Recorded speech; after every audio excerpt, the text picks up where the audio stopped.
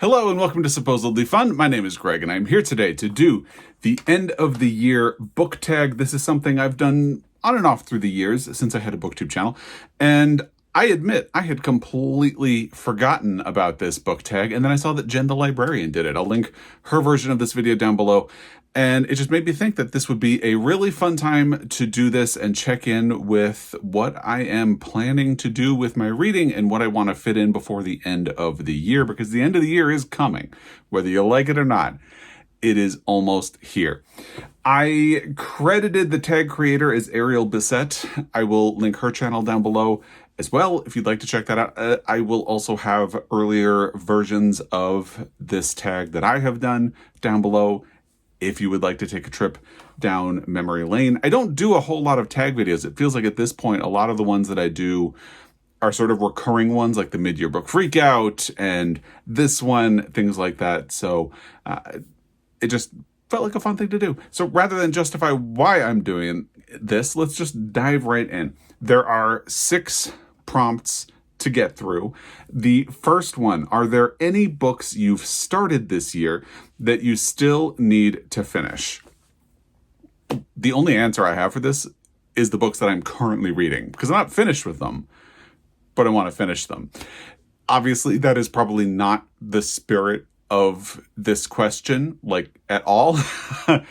And looking back, there have been a lot of books that I have DNF'd this year. In my last Friday Reads video, I described this as the year of the DNF for me, because I actually have not compared how many books I've DNF'd in 2024 compared to 2023.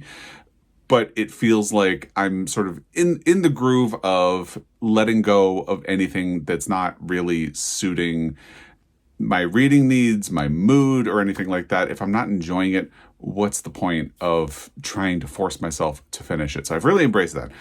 Looking at the 8 books that I have DNF'd in 2024 so far, there's really only one that I feel like I would consider picking back up, and that's Milkman by Anna Burns. I really got into the first chapter of that book, and then I completely lost all momentum in the second chapter of that book. But so many people have recommended it to me and talked about what a great book it is, that I do feel like it would be worth exploring at some point. But here's the thing. I seriously doubt that would happen before the end of this year. So it's extremely unlikely to happen in 2024 that I would get to Milkman and finish it, or at least make another attempt at it. So it doesn't really suit the purposes of this end of the year book tag, because again, there's a chance I'll pick it up at some point. There's a chance I might pick up some of the other books that I had DNF'd. Significantly less likely. But if I were to pick up Milkman, it would probably be next year at the earliest. So there aren't any books that I started this year that I need to finish other than the ones that I'm currently reading, because none of the ones that I'm currently reading feel like they will be a DNF. And I know that's not a great answer for this question, but that's what it is. And if I were going to revisit something that I did start this year, it would be Milkman, but not this year. So there you are. Prompt number 2. Do you have an autumnal book to transition into the end of the year? I had been thinking at the beginning of October that I was going to lean into like spooky season, autumn vibes, and things like that. I even tried a horror book. Did not work out for me. I would be willing to try another horror book. It's not a genre I read a lot of anymore. I used to do a lot of it when I was a teenager. Not anymore. So, of course, there's a chance I would do it again, but the vibe changed very quickly, especially once I had that little failure. And the reason I'm not feeling autumn vibes right now is because October is transitioning to autumn, sure, but this is an election year, and that election in the United States is getting very, very, very, very close, and I am stressed, really, really stressed about it. So I'm thinking about autumnal reading differently, because this autumn happens to be a big election year. So instead of doing like autumnal vibes and things like that, or like spooky season reads, anything like that, I am using cozy reads as a survival tool to get me through the election. And so far, it has been working really well. In fact, one of the books that I just started this morning and am currently reading is a bit of a heavier book. And I think I was only really able to even think about reading it because I took some time to do some cozy reads. And so my vibe isn't so much autumn as cinnamon bun comfort to help me survive the stress of this news cycle. And if that makes any sense. Like I've just finished The Pairing by Casey McQuiston this week. I will be talking about that much more in my Friday Reads video, so I don't want to spend a whole lot of time on it here. And the same goes for both of these books. The Kamigawa Food Detectives by Hisashi Kashiwai, translated by Jesse Kirkwood. I finished this week as well, and we'll be talking about it in my Friday Reads video. And I am most of the way through the sequel to the Kamigawa Food Detectives, which is The Restaurant of Lost Recipes, also by Hisashi Kashiwai and translated by Jesse Kirkwood. The Pairing is a queer romance. So it has all of those cinnamon bun vibes, but with like spicy twist. If you're into like a spicy cinnamon bun, The Pairing would be fun for you. That's what I'll say here. And then these are kind of comforting, cozy, just, nice people trying to do nice things. And the ways food interacts with our lives and our memories and can impact our emotions, which I find really fascinating. And they're just kind of sweet stories. Somebody did ask in my last Friday Reads video, is there actually a cat? There is actually a cat. Its name is Drowsy. It lives outside the restaurant. It factors into every story, but not in a big way. But it's not a lie that they put a cat on the jackets of the book. So that's my version of autumn reading this year. And it has been helping me get through. And although horror was a bit of a fail for me this autumn, I have been starting to think about wintry stories, like cozy books. We'll talk about one of them specifically a little bit later in this book tag as well. But I feel like I'm going to skip autumn vibes completely by just doing cozy, and then I'm going to be into winter reading, hopefully by December. We'll see. Because as I said, my autumn reading got waylaid by a need for coziness. So we'll see what happens with my wintry reading. You just really never know. Prompt number 3, is there a new release you're still waiting for? There are 2 books that I had included in my most anticipated releases for the end of the year. I'll link that video down below that have not been released. I do have a copy of one of them. It's an advanced reader's copy. And one thing I've noticed, until this year, it was not all that common that I would get advanced reader's copies from a publisher. But one thing I noticed really quickly is that if I read a book too far in advance, people start to get annoyed. And that's not really my problem, but it is also my problem since I have a channel. So I really wanted to read this the moment I got it, but I'm holding off because it doesn't come out until December 3rd, 2024, in fact. It's The World with Its Mouth Open, a story collection by Zahid Rafiq, published by Tin House. I have become something of a Tin House superfan recently, and I am really looking forward to it. It's also a tiny little book. And now that we are getting close, it's under 200 pages. It just sounds like such great stories.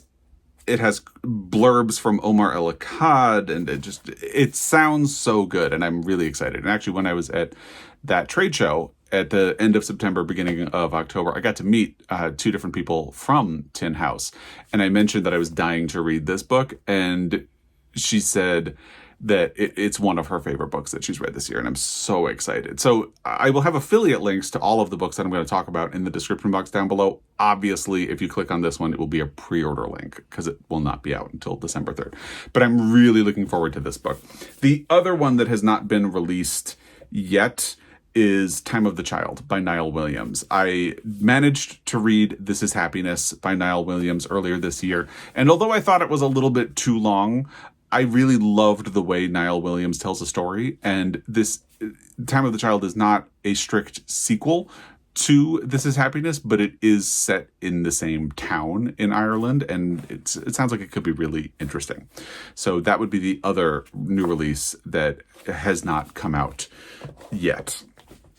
Prompt number 4.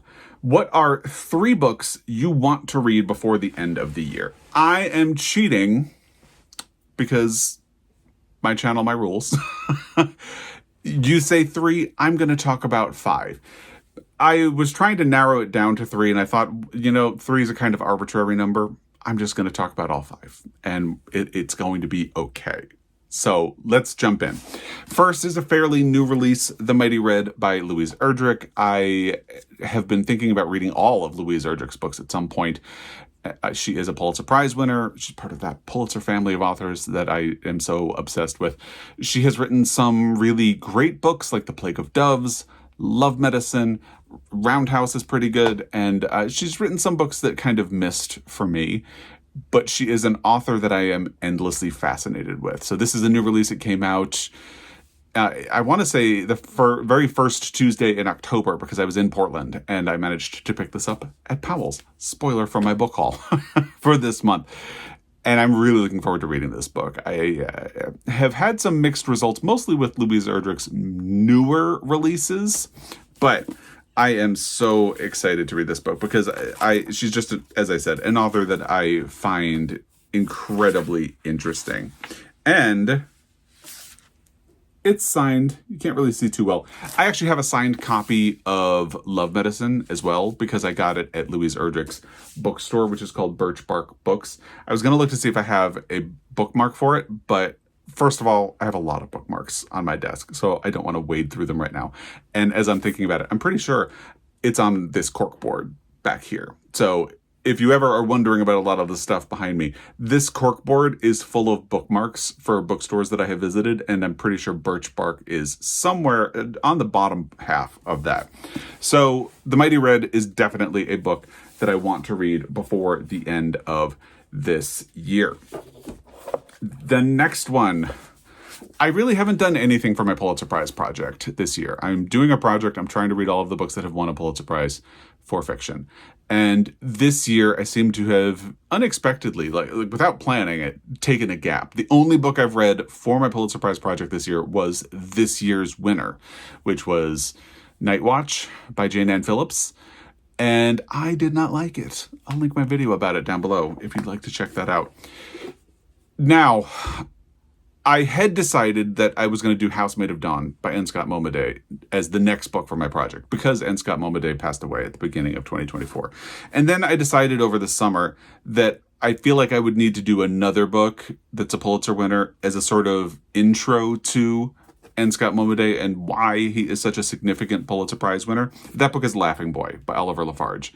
So I would like to read this before the end of the year, but just because it's not a terrible thing if I don't make any progress on my Pulitzer Prize project, but I would like to make a little bit.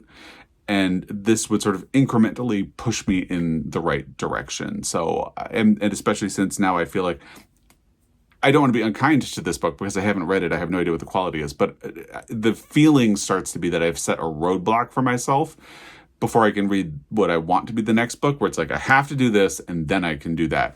And I think that's part of the resistance. I am not someone who always likes being told what to read, I guess.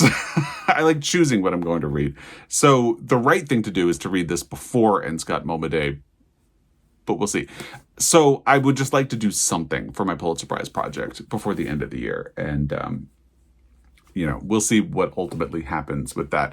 Let's talk about one of those wintry books that I am feeling. Because even though I'm looking out the window right now and it is autumn just to a T, the leaves have changed color. They're falling all over the place, which means we're going to have to rake for a second time. And I'm not a big fan of raking anyway. And talk about The Snow Child by Eowyn Ivey. This was a Pulitzer Prize finalist, so it also kind of has that Pulitzer connection. I did not pay attention to this book pretty much at all in the years since it was published and became a Pulitzer Prize finalist. I believe it lost to Adam Johnson and The Orphan Master's Son. Don't quote me on that. And what really changed my mind is that Eowyn Ivy was at that trade show that I mentioned at the end of September and beginning of October. And I kind of met her in that I was talking to another bookseller and she was walking by and the other bookseller recognized her and immediately like dropped me completely and was like, oh my God, Eowyn Ivy. And she had just read Eowyn Ivy's book that's coming out next year. And I just kind of stood there and smiled. So I kind of met Eowyn Ivy, but also kind of not. And that bookseller had actually told me that how much she loves Eowyn Ivy's book that's coming out. And that got me to look more closely at The Snow Child. And I want to read Eowyn Ivy's upcoming book, but I also really want to read this one. So, and because this fits that sort of winter vibe, it literally has snow in the title. I'm leaning toward this and I'm feeling very drawn to this at the moment. And by the way, spoiler for my October book haul as well. But what are you going to do? So it is a hefty book, but it just sounds fascinating. And she sounds like a really interesting storyteller. And I think I would want to read this one before I end up reading the new one, which I do have a copy of. And yeah, it should be exciting. The next book that I want to try to read before the end of the year is Martyr by Kaveh Akbar, fully because I anticipate that this is going to be a player in end of year best lists, like maybe when the New York Times Book Review does its best of the year, Washington Post, things like that. And I don't always feel like I want to be part of this conversation, but Martyr is giving me that sense of FOMO where it's like the longer I haven't read it, the more I feel like I am being left out of some kind of conversation. So I would definitely like to read this before the end of the year. And because this is also sort of a Pulitzer contender for next year, so maybe if that comes to pass, I would like to have read it before the announcement is made next year, and we'll see how that goes. Then, Year of Wonders by Geraldine Brooks. Now, there are two reasons I would want, or a couple of reasons why I would want to be reading this book this year. First is I consistently hear really good things about Year of Wonders since it was published. Before Geraldine Brooks even won her Pulitzer for March, I was hearing good things about this. I was already working at Borders before March was published. And I've just consistently heard really good things about it. Second is that the Montana Book Company Reading Challenge for 2024 has a prompt to read a book by an author who shares the same initials as you. And Geraldine Brooks has the same initials as me.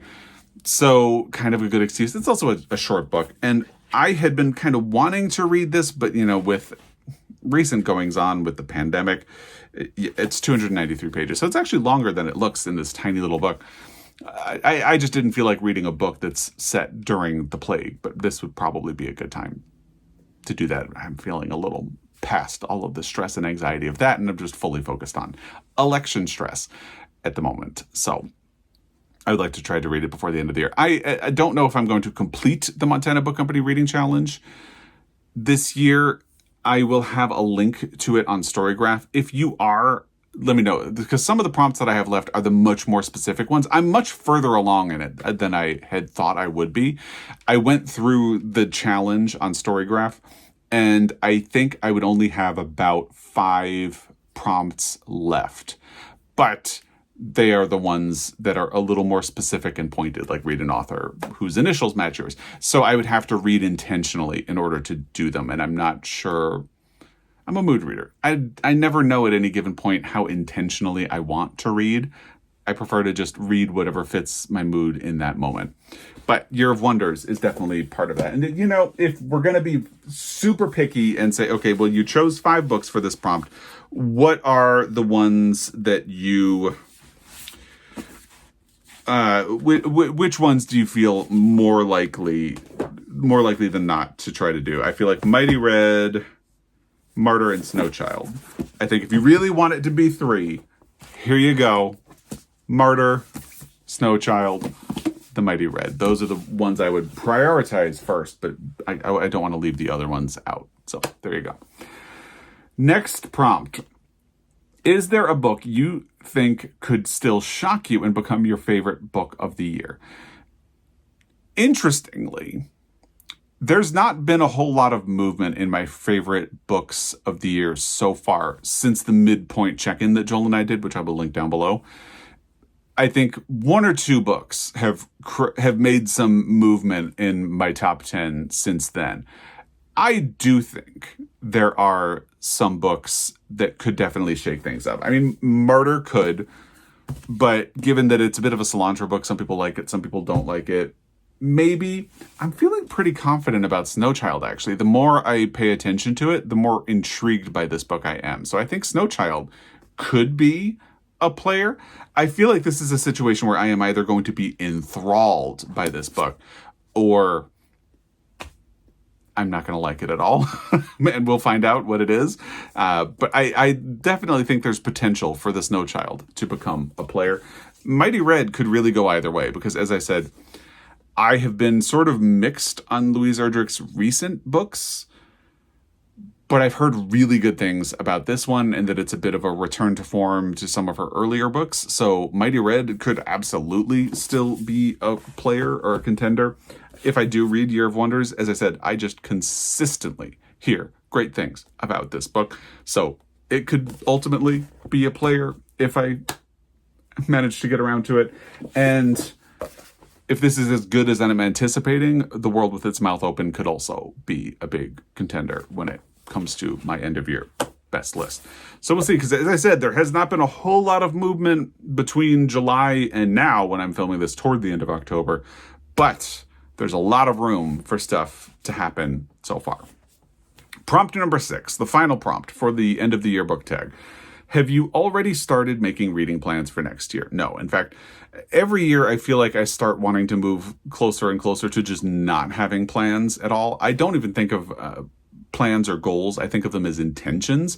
And I think having an intention is a good thing. I try to keep them very low maintenance, achievable, and think about them in terms of that. I haven't even looked back to see what my reading intentions for 2024 were because I'm sure I've gone very far afield from them. And I'm kind of thinking that I am just not the type of person who likes having goals or plans. And as I said, intentions are good, intentions are low pressure, but I think I do better when I allow myself room to read as I would like to read. So I might not have any plans next year. I had been loosely thinking that next summer I want to do an update to the 25 best books of the last 25 years because at the time I did it, it stretched 2 years back into the 90s. And if I do it in the summer, I will be able to do like the actual, like this century only. So I had been thinking about some books that I could read, like, hey, The Snow Child or Year of Wonders that would fit in to that and potentially help me update that list if I want. So, of course, there's also my Pulitzer Prize project. I think next year, I'm really just going to focus on those two things. I'll be thinking about my Pulitzer Prize project because it's fine if I end up taking this year off completely, although I would like to at least get to Laughing Boy. But if I don't get to it, it'll be fine to have taken a year off. But I don't want to take 2 years off. That would just make this whole journey last forever. And I don't want to do that. So I want to make some progress on that. And I'd like to catch up on some big books from the 21st century so far and see if they land with me. That's the loose idea. So I don't think I'm going to tag anybody in this video. I'm just going to say, if you have a channel and you want to do this video, do it. That's what I did. I saw Jen the Librarian do it and I thought, ooh, I'd like to do that for 2024. So go ahead. If you have a channel, consider yourself tagged if you want to do it. If you don't want to do it, don't do it. If you don't have a channel but would like to answer some of the questions, you may do so in the comment section down below. I'd love to hear your responses, what you're looking forward to in particular, just any answers you would like to give, you may put in the comment section down below. As always, I really appreciate your time, and I will be back. Until next time, happy reading.